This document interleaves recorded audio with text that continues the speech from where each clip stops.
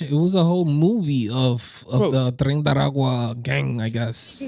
Just because you saw a movie of these people moving around, like again, you just said you saw a movie. It's true. I saw it online. You know, you were watching. I saw it online, so it's true. Watching The Rock, the Sean Connery come for them and shit. Like, welcome to The Rock. You know? Hey man, wrestling's real. You know, like, listen, man. I'm just saying that some of this stuff is not real, and seeing what's going on. You tell me, are we live from New York? It's Saturday night. From the MC. Live from the MC. It's actually only Tuesday, not even Saturday. We still live tonight. It's Jason Paulino live, fucking here, hanging out. I'm sorry, hanging out, man. Just cursing right at the beginning. It's Casual Supremacy, Dyckman podcast. I'm so excited. It is March the 18th. Yesterday was, the 17th, St. Patrick's Day. Shout out to the lads. To the Irish lads. Hopefully, you didn't get too messed up last night, and you can make it to work today. You see Tracy Morgan at the Knicks court in the beginning. He was like, I have food poisoning. I was like, brother, you look like you enjoyed your St. Patrick's Day a little too much, and then you went to MSG, and then you were just like projectile vomiting on anyone. But to be honest, I like St. Tracy, man. Shout outs to him for having a good time. Shout outs to Tracy more. First of all, Tracy is a Dyckman staple, okay? And it is nice out here. He stays out here. You see him on 207, and he's in the Bugatti. Yo, he's in the Bugatti. He's in the Bugatti. He's got the Phantom sometimes. Yo, he loves driving around. I have pictures. You he loves Casa Mofongo. He's there all the time. So Tracy, big Knicks fan. I don't care. You could throw up all over that thing. Shots for Tracy Morgan, man. Respect Tracy, man. Come on, shots for Tracy. Yo, he's a Dyckman legend. Yo, I know it's like the summer out here. I swear to you, when you see him in his convertibles, and they're all chasing him it's crazy out here on 10th Avenue. Sometimes you come off the train, and I have seen Tracy Morgan multiple times in this neighborhood. God bless him. So I hope he gets better soon. Maybe it was just food poisoning, because I feel like Tracy Morgan can handle his liquor. So I feel like I don't think like that was like liquor drunk, because that was like projectile. Like it was real, real gross. But big thing is Knicks won that game. We beat we beat Miami. That's the moral of the story. We got the big the two big 7-footers in there right now, and I think everyone's down on the Knicks right now. Everyone doesn't think they could really beat some of the bigger teams. I don't know if they can beat Detroit. No one knows that they definitely can't beat on the East Coast, Boston. Forget about it. So everyone's kind of down on them. You saw Jalen Brunson. I don't know if you saw him twist his ankle a couple weeks ago, but he's out for like 3 weeks. It could be more. I mean, it's really, really bad, and the shoulders are swelling. So if you're into the Knicks, everyone, let's say a prayer for our Knicks and for everyone else. Tell me, what's new with you? Dime. If we get to the second round, that would be a blessing. It would. I mean, but for the people they gave up, for the amount of picks for like Mikal Bridges and for all that, it'll still be rough, man, that they haven't been able to beat those big 3 teams. But whatever, it's the Knicks. And if you're a Knicks fan, you know that this is a good year. They could almost beat anyone on any given day. And you're not getting too crazy about it. You're like, okay, you know what? This is what they do. They're very good. They're just not championship ready. As of right now, I don't think that they can beat like the bigger. They can't beat Boston. I don't think the Lakers. They probably can't beat OKC. They haven't beaten them. The Lakers, bro. Luka. Yo, they got that white boy magic now. They got Luka. They got Austin. They got Bronny. Yo, they got Bronny. They got like the whole thing. Like the Lakers are looking like they put Luka in there, and Luka just like he shoots that ball off that 1 foot. I feel like the NBA needed it. Everyone needed it to have Bronny Luka. Be having the craziest highlights. They're like, he fouled one time.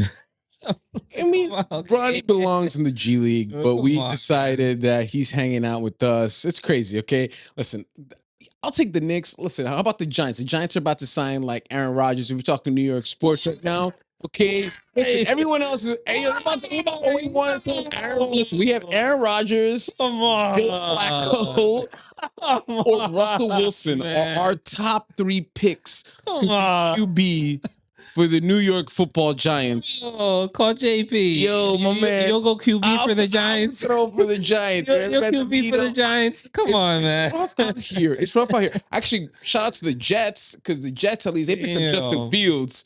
And to be honest, Justin Fields, that's a baller. And I think, you know what, now that he's had a few years under him, like, that was actually a real good signing by the Jets. So shout out to, you know, they finally decided to get a black QB. Or they've had a Geno Smith, and you know, and listen, yeah, Geno Smith, he's still having a good run. He's still out here balling. Think about, someone made a joke. Oh, Belichick, Bill Belichick made a joke. He's like, you know, how do you find a good QB? He goes, look through everyone that the Jets gave up or who they've picked out. Geno, Sam Donald, you know, all these people who became. Yeah, I have to bring up shout outs to Bill. Oh, Bill, have you seen Bill with his 20-year-old girlfriend? Yo, you see 24, bro. Yo, he is living his best life right now. Yoga on the beach, bro. Like, come on. It proves who's doing that out here. If you have enough money, you can be in your 80s, your 90s. If you can still get it up and you got a bankroll, don't matter. You're a guy out here. It doesn't matter. You're rich. You're famous. They don't care how old you are. It don't matter how big the age gap is. As a matter of fact, I actually think that, like, the more famous you are, the bigger the gap just is. Like, yo, 20, 30 years. Build, man. And the gap. Bill, good job, man. I'm just saying, he lived his life. He had his kids. He had his wife. But, yo, he still had like 7, 8 Super Bowl rings, whatever it is that Bill Belichick has. Now he's in North Carolina with his 27-year-old girl. You know what I'm saying? 24. 24-year-old. Yo, she's 24? 24. She's not even like mid-20s. Living my best life. Wow. So, I mean, listen, hey. Yeah. Whatever, man. You know, it's a woman's choice. She chooses to be with him. He's famous. He's rich. It's a soft life. Come on, man. It is what it is. It happens. It happens all the time. You know, it's just part of kind of the culture that we live in and just the world. Like, there's like nothing shocking about that, right? Like, it's like, oh, whatever it is. It's like, no, let her live her best life. She'll, you know, she needs that kind of companionship and the money and the attention and the whole thing. And now he gets to like live on the beach and like hold hands with her until, hey, man, you know, happily ever after. That's just how it goes down. And I'm happy for him. And even though he went to North Carolina and left everything else and seeing what's going on, besides that, you know, we got some other crazy news besides the new, you know, I don't even want to talk about like hard politics and all that, because it's actually, you know what? No.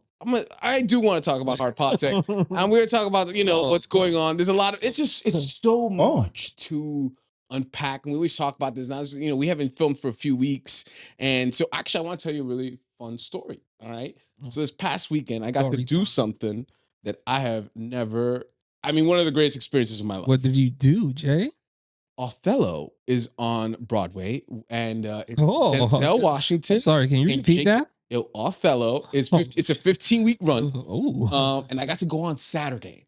And so I went with, you know, I got to go with Mr. Ryan Serhant. If you know who he is, you can, you know, it is what it is. Yeah. He's one of my old college buddies, and he's got, you know, so either way, when we get in there, Jay. You know, they're big tickets. Imagine you getting a call from Mr. Serhant and being like, hey, you want to come with me to see Othello on Broadway? It's like the most expensive production ever on Broadway. I think it's over $3 million right now. Tickets are over like $500 a piece. So we get into the theater, and the guy goes, at least minimum $500 a piece, right? So we get to the usher. This is that rich boy living, and they look at his tickets and they're like, just go all the way to the front, and they're gonna seat you. Okay, so this is already a good start. Bro, I mean, if the stage is like right there, like where this light is right here, yes, I am. So, you know, when Jake comes out and when Denzel comes out, you're catching sweat from Denzel. Listen, you can see the spit coming out of their mouths, catching body heat from the stage. Denzel is doing like his old, like all his famous moves, like there's a one point like Jake grabs him and he's like, yo, get your hands off me. He did all of those same moves. He even did the like, you doing this to me, Jake? Like, you know, it's so funny because it's Jake Gyllenhaal. He almost like wanted to do the Alonzo, like the training day, and be like, you do this to me, Jake? You know, like it was Yo, surreal to see. And I mean, I don't know if I'll Oh ever have my a chance god. to be that close to Denzel or anything, like right there, right in front of me. You know, he's just 70 years old now, you know? So you Yes. could tell by the end of it, he's tired. It's like a 2.5 hour play. It's a lot of emotions. Jake Gyllenhaal is Jake Gyllenhaal. To be honest, I thought it was the best part of the performance was just watching Jake just like go in. I don't know if you ever heard of Honest Iago, but it's one of the most complex roles in Shakespeare because he's just like seeing what's going on. But I will say I had to share that with you. No, That was one yes. of the most. That was one of the Bro. hottest things I've ever. I was Thank like, you, Jay. I feel like such a peasant right now. they, they lock your phones in a pouch, right? So you walk in and you have to slip your phone in a pouch, and then you think that it's like maybe like to cover it, but like you can open it. As soon as you lock that pouch, your phone is not opening. You literally, it's That's like it? one of those like things when you buy clothes and they have like the little sensor that you need to have a machine, special machine to open it. So they put your phone into like a sleeve, and that's it. And you cannot touch your phone. The phone's There's in no the pouch. yo in the pouch, locked in. Everyone's got to do it. If I had known, I would have taken a separate phone. I would Bro, that's exactly what I was about to say. Do they pat you down No, for like no, for a no, no. second It was just phone? a spare. It was a Okay. spare thing. But listen, man. Imagine like trying to. Because the crazy thing is, I'm so close to the aisle, right? So it's me, Sirhan, and we have like leg room. We're on like the far right of the stage. Of course you And have leg room. bro, Like it was wouldn't you have leg room? baller seats. Like, you know what I'm talking about? Like, that's the baller seats. It was just like, that's the baller seats, man. To Sirhan. Yo, we go to the. I told them we go to Broadway any day you want. But we're so close to the going up the stage that there's a point where in the plate where all of a sudden like I hear like footsteps to the side of me and I'm like wondering what's going on. And it's Jake Gyllenhaal. He's like, so it's like they're going in through the aisle, going up these stairs. Like these stairs keep popping up and popping out, and up goes Jake. And all of a sudden I look and it's Jake Gyllenhaal's like right next to me, coming up it's a thing. It's like this whole military thing. Listen, it was just as far as experiences. Yo, I was just like, wow, like, thank you very much, brother. The photos. I was like, yo, this is special. And yeah, no, it's I think Othello has a lot of things to do with, I don't know if you know anything about the play, but about the military and just being like he's an outsider, in the Italian army. And speaking of the Italian army, let's talk about the world. Ooh, nice segue. It is a segue. So basically, we have decided that we are no longer allies with anyone that we used to be allies with.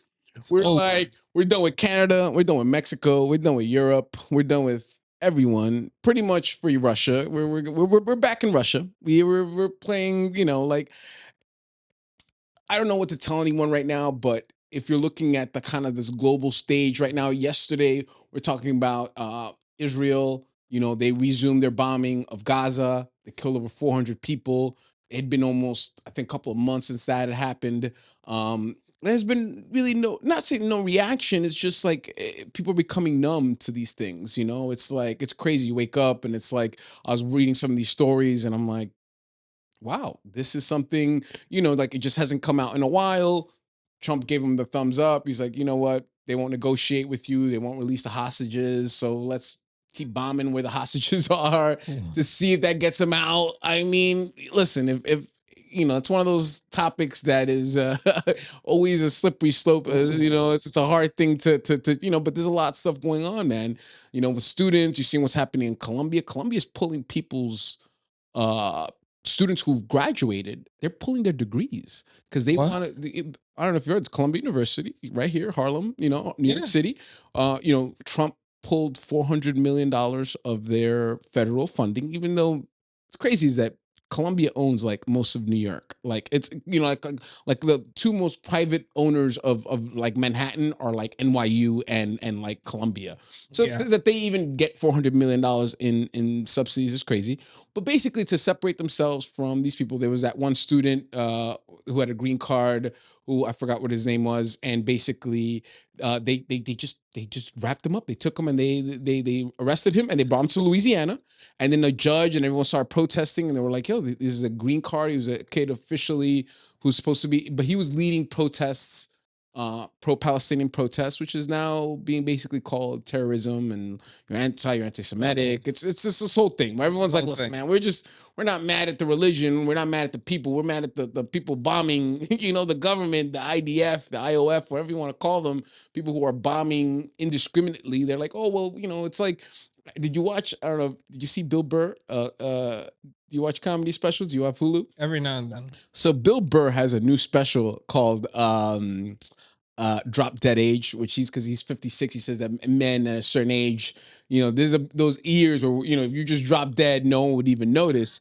So he talks about Israel for a second, and he goes, he says like, oh well, they're using human shields, and he goes, yeah, well, he goes, you have to work around that, like they're using babies as human shields. He said, well, you gotta sweep the land. It's hilarious, bit, but it's the truth. It's like, okay, if they're using human shields, if they're using children as human shields, then yeah, you have to like not just drop the bomb and be like, well, kids were in the way, they were using them as shields. It's like, okay, well, if they're using them as shields, you gotta do something else. You gotta figure something else out. And I thought it was hilarious. That's crazy. I would say I would highly recommend checking out Bill Burr and checking out that new special, because it's just like for any grown man, and he's got kids. He's an old man with kids, and he's just like a hilarious special. Today, President Trump, he did release 80,000 previously classified files related to the JFK assassination. Oh. So this is kind of a big deal. Like all of a sudden, everyone been waiting for it. Yes, I was waiting for that. I mean, but what did they learn? What did they get from it? I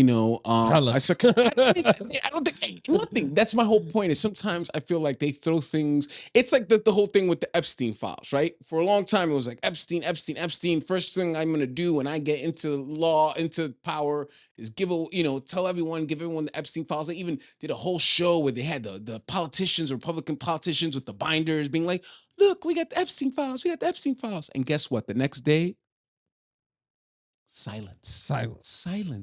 Guess what? Guess who's all over those files?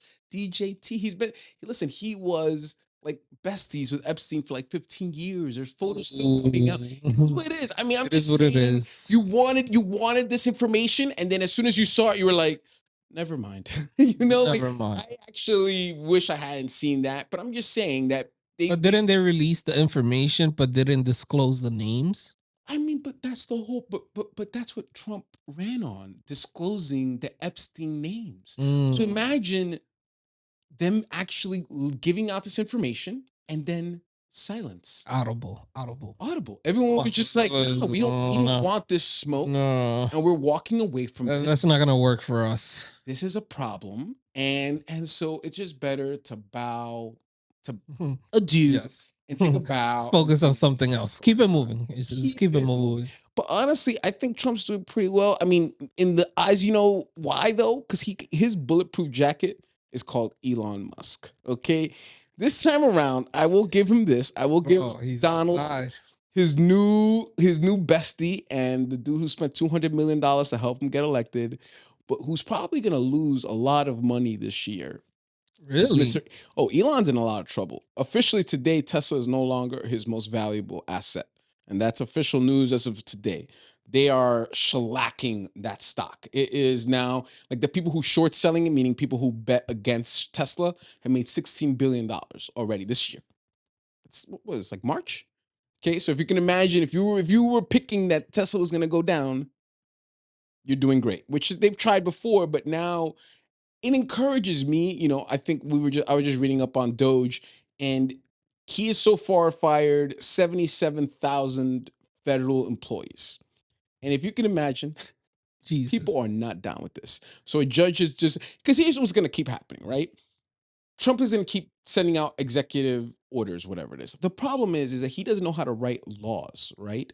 So the problem is with an executive order is you can write the executive order, it can be sent out. Everyone's like, okay, this is what we're doing. And then a judge is like, and then the judge stops it. Nah, actually, this is against the Constitution.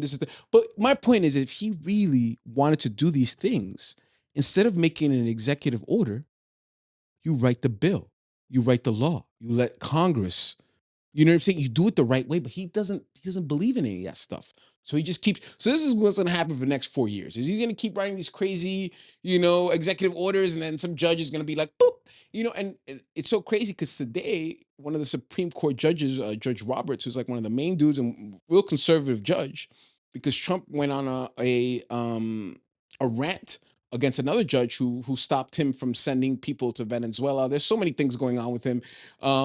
And he basically called him a leftist, terrorist, and Obama, Hussein. He went full crazy today on Truth Social, Trump.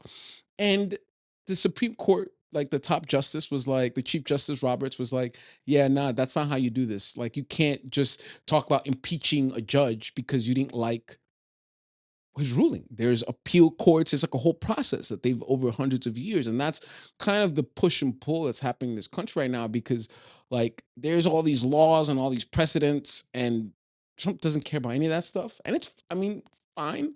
It's what you can enforce. And on top of that, it's just the general grifting, it's just they keep changing stories up on people. I think last week they were talking about, you know what? Trump's new thing is that if you make $150,000 or less, he was just gonna stop. You're gonna stop paying taxes. I don't know if you remember that. This is Yeah. 4 days, Yeah. and then all of a sudden disappeared. Right. I think they're just feeding the media. Yeah, they just feed and then working on other things. Of course. Again, it's flooding the zone, and it's just you just constantly Keep throwing people out, distracted just with like all these random bills, all these random, He basically today he basically said for federal contractors you can do segregation again. You could basically I think the 1965 law from Lyndon B. Johnson basically segregating everything. Trump today was like, nah, that's done. We're done with that. The EPA he stripped. The Department of Education, he's basically stripped. And he wants to dismantle all this stuff. And, we've talked about this before, but basically, this is all about privatizing everything. From your perspective, is he doing well? Some areas. What areas? In perspective, I want you tell me, since you're a big fan of his. Tell me about some of the things. Think about some things that you're happy about. I'm just saying, listen, the stock market is down. Yeah. Unemployment is up. He spent $36 billion more this last February than Biden did last year. So everyone talk about them being responsible about money. My whole point with Dodge, and here's my big issue. He got the stranded astronaut. They did. They just landed this morning. I don't know if obviously I don't know how much of it he had to do with that, but they did get them down. Her and her crazy hair. She did land this morning, and God bless them, man. They were supposed to be there a week. SpaceX that got them 9 months. I think it was NASA. I don't know. I'll look that up. If you want me, I'll look up if it was SpaceX or if it was NASA. Bro, who else are you gonna call? Let's my right hand man. Like, yo, go get these guys. Who saved the stranded astronauts? Let's see. That's a good question. I doubt it. Listen. SpaceX, bro. SpaceX. Have you ever seen them? You see that last time they blew up the? It just happened like 2 days ago. It was blowing up over the Caribbean. Like the last 2 or 3 times that he's tried to lift off, it's blown up in the middle of the air, and it's always going over the Caribbean Sea or whatever it is. They had videos. It's just crazy. Let's see. NASA astronauts Suni Williams and Butch Wilmore were safely returned to Earth by SpaceX after an SpaceX, baby, shots for Elon. So he did. Intended to bring back SpaceX Dragon Crew capsule. So you are right. It was SpaceX. Trump. There you MAGA. go. Well, listen, man. If you're happy with Elon and an unelected immigrant billionaire, it's so funny because for so long that was the whole thing with Biden. They were like, oh, he's got George Soros. He's being influenced by these billionaires and all these other and then literally as soon as Trump came in, he was like, you know what? I'm just gonna give this to Elon. And and things went so bad for Elon that Trump basically did a Tesla commercial. He bought a Tesla and went into the White House and showed it off. I don't know if you saw the pictures of red Tesla because dude, the Teslas in Germany the sales are down in the 90% or something like that. Like people do not like his Hail Hitlers, his whatever you want to call them, his give your hearts Yeah, but out. I stay seeing the cyber trucks in the city though. Oh no, the Cybertruck. So listen, Out here. I work in the West Village, and I walk by his thing all day. So literally, where I am, I'm on West Street and like Bethune, and so I see them, and they had like a shattered glass. I posted it recently because they people were going in there, but they're open. Everyone, I kept seeing people saying like, oh, the Tesla in Manhattan is permanently closed. I was like, I walk by there every day. That they are open for business, and if Open. anything, people are doubling down. In the West Village, they're everywhere. The Cybertrucks. But I saw this video just recently. The Cybertruck is garbage. Like this dude just went and started pulling off the panel by hand. Like they compared like F-150. You can find this video online. But I mean, I guess it looks cool, but whatever it is. But like, Isn't it bulletproof? I don't know, but you can I pull. saw a video. You can pull the sightings off of the. I'm just saying that it's not as. I mean, you pull whatever you want as long as you don't but get like your compared bullet. to like an F-150, I guess. I mean, it is what it is. I mean, I don't know specifically that it's bulletproof. I've heard things like that, but I've just heard that it's been recalled a lot. They're losing a lot of value. And not only that, but the Chinese versions of these electric cars, they have this new one in China that they can basically charge the battery 80% in 5 minutes. So while Elon's been doing all this other crazy stuff, China's just making things better. And because that's a big reason. You know who Tesla's also going to bring down soon? Is Hertz. You ever heard Hertz rent a car? Yes. So Hertz spent like $3 billion on Teslas a couple years ago. Guess what? No one wants them. No one wants to use them. They're trying to sell them. No one knows, everyone gets anxiety. No one knows where like the charging stations are. The charging stations don't last as long as people say. It's just not as the ingenuity behind it is not exactly what everyone thinks it is. And I don't know, maybe I'm wrong, and maybe I should, maybe I'm just a hater because I don't have a Tesla truck. Maybe I'm The just Cybertruck is bulletproof. I just Googled it. It's bulletproof, but it's also being shown that the panel. But you can also take the panels off. But you could with your hands, like the guy just came in and just like sorry, it's like one thing. Okay, if you took like a hammer and a thing, I get that. Any car, like you chisel it off, but you're watching this video, this dude just grabbing the sides and ripping off the panels and the backs and the whole thing, the mirrors, it's like a whole thing just to show how, listen, it's just for so long we've been told this man is this genius but to be honest, Elon is over leveraged and he's having problems right now. They're like if the whole country is basically, and he's not. I mean, he's not a citizen. I don't know if that really matters, but people are now out to like bankrupt him. Because he doesn't really. I mean, he has some cash, but most of his money is from loans based on the money from the stocks. Yeah. So as this keeps going down, he's having kind of a meltdown, and so he, they basically are going with this 2025 project. They're going to keep stripping all of these things. This is the same plan. They're going to destroy public education, Department of Education, USAD. Like I heard this crazy theory where they were saying, well, the reason that Trump is tanking the US economy, the stocks and everything else is because he wants to bring interest rates down. So, I don't know if you understand what that means, but basically, of course, I understand interest, Jay. Believe me. Exactly, or just national interest rates. So basically, we're gonna tank the economy so that you can borrow money at like a less of a fee. So instead of like, I think it's like let's say a mortgage instead of a 6%. Well, we're gonna tank the economy so much that they drop interest rates to like 4 or 3%. But you're not gonna have the money. You're not gonna have the money for the down payment. You know what I'm saying? So it's this double-edged sword. It's like, and no matter what he does, like his supporters just keep coming up with like different things. And I'm not like, my point is that I, as a person who's watching these things, I don't have any like.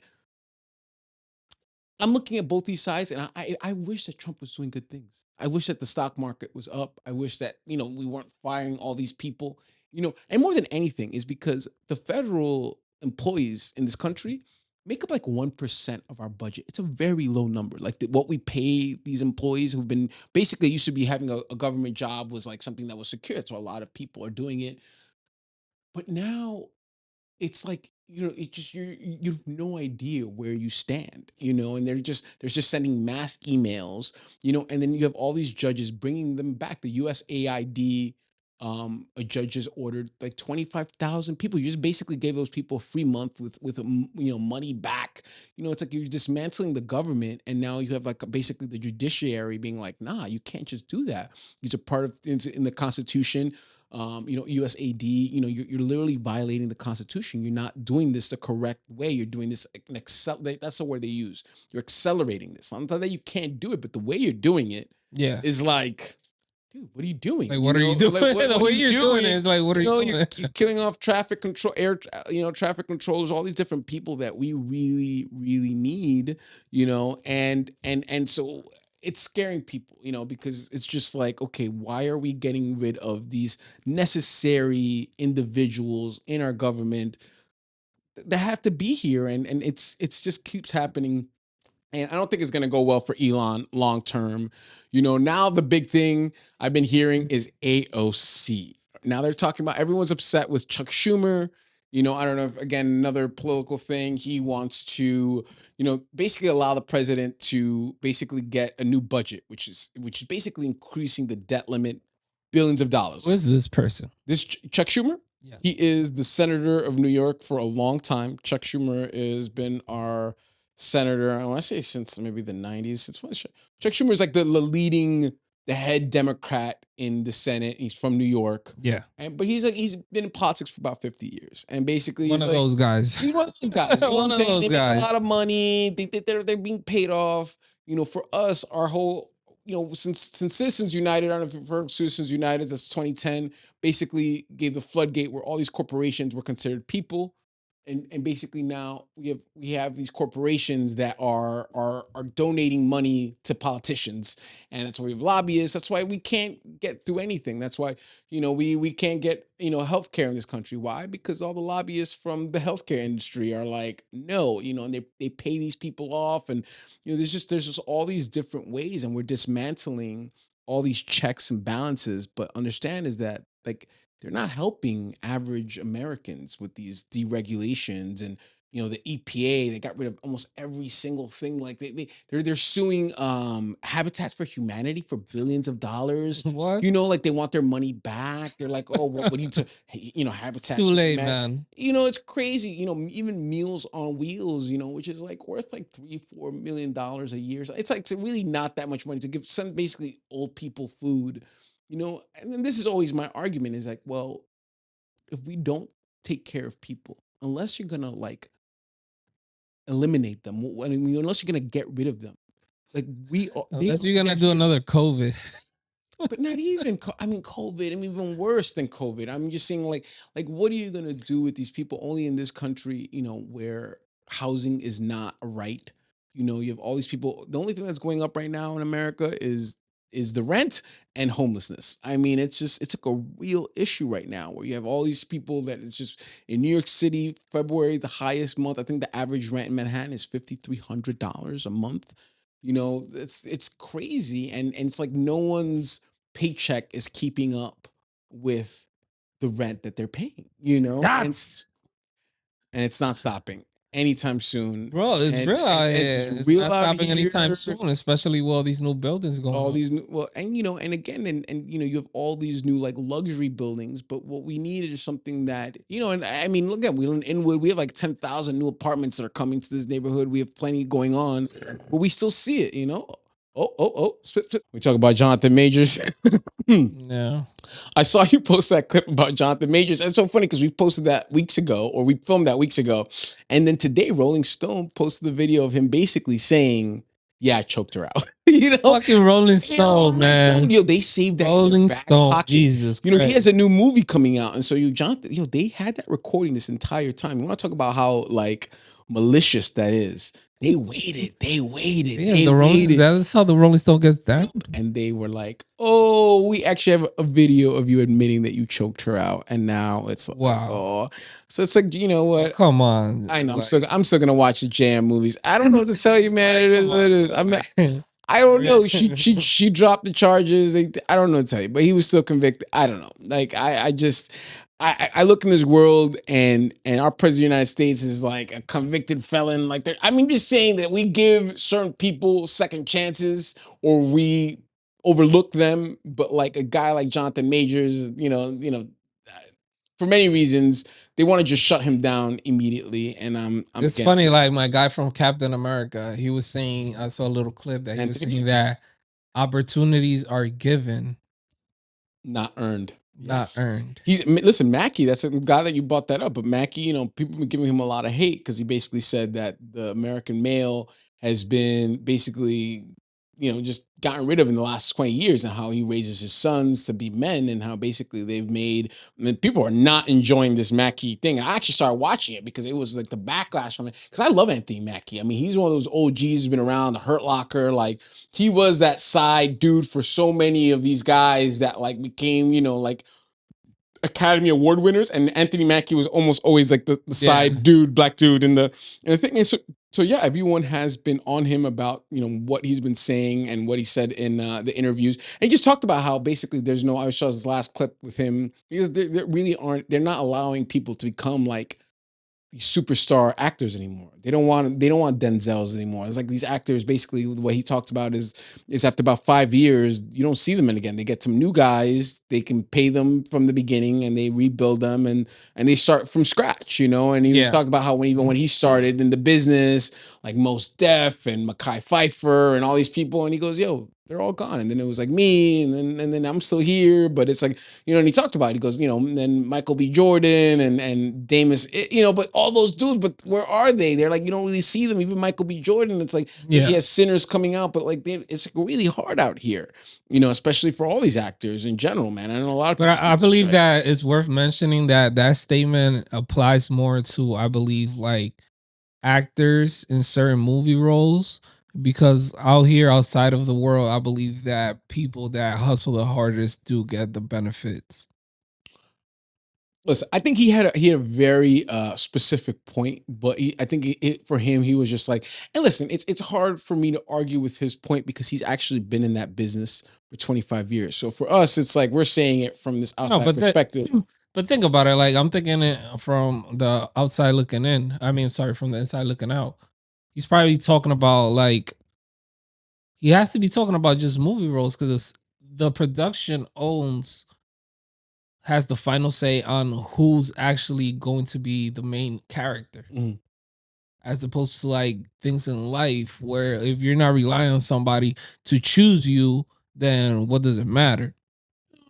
I mean, I think a lot of it has to do with things have changed, where now when they're looking for actors, it used to be like, oh, we were looking for like the best talent. Now they're looking to see who has the most followers on Instagram. You know what I'm saying? Yeah, that's definitely like a factor. It's changed the whole landscape, where if you have a famous name, you have a famous father, you see Jack Nicholson's son is having a come up right now. Who else is, I see all the like Patrick Schwarzenegger. I saw him, the Schwarzenegger's son is, all these like Nepo babies, all these people who are basically like just look like they're parent that are kind of on the up, why not? And why not? I think for everyone it feels great. Like I love looking at, I saw Jack Nicholson's son, he's in Smile too, and he's got the same like that, Joker smile as him, and it's great. Jonathan David Washington, Denzel's son, they're almost all, it's becoming this whole thing where we're just, this new generation is just all the kids of, the Quaid kid, he's on the boys on Prime.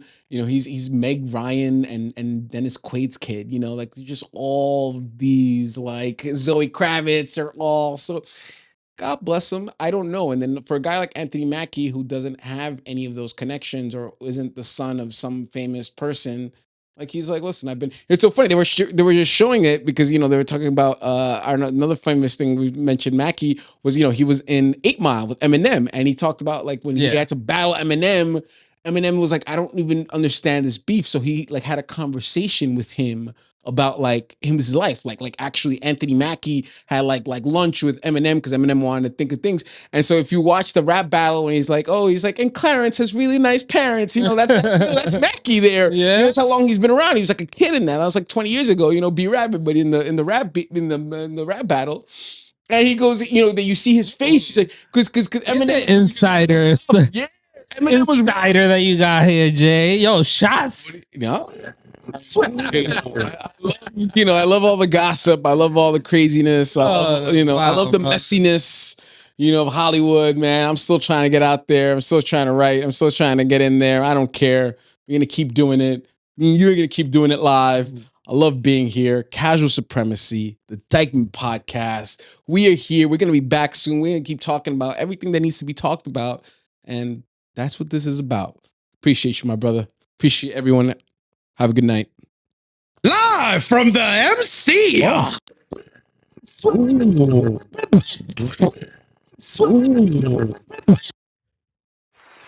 Live from the MC.